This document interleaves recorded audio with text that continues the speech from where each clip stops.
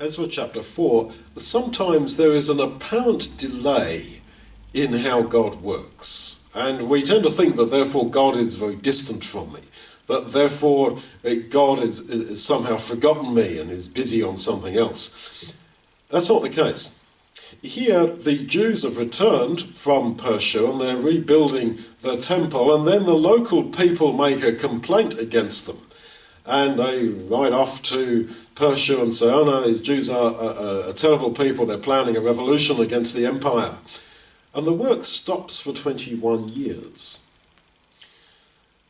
Well, in the book of Daniel, chapter 10, you read why that was. Daniel prayed to God for 21 days, 21 again, a day for a year, as it were. And at the end of it, an angel appeared to him and said, Daniel, from the first day you prayed, I heard your prayer.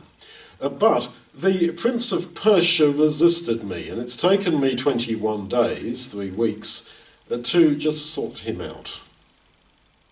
In other words, God wanted the prince of Persia, the leader of Persia, to genuinely want to do this from his heart, and his heart, as it were, hardened against it. And it took God 21 years to work on him so that he did agree. And yes, at the end of the 21 years, he does allow the temple to be rebuilt.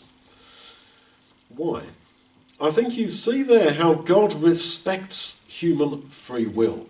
God did not just pick up the king of Persia, Cyrus or whoever it was, and say, you shall do this, you shall, like it or not, make the Jews go back and to rebuild their temple and give them everything they need.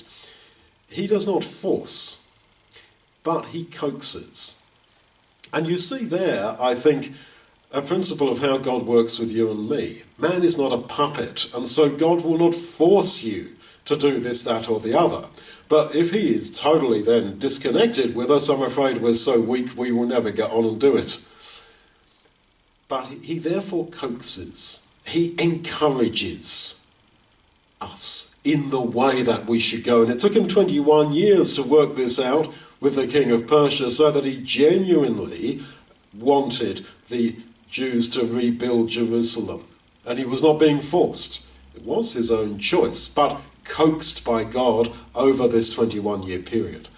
Now, that was history. Today, in your life, this is how God is working. Not forcing, because you are not a puppet, but coaxing. Get it and run the way he wants you to go with his encouragement.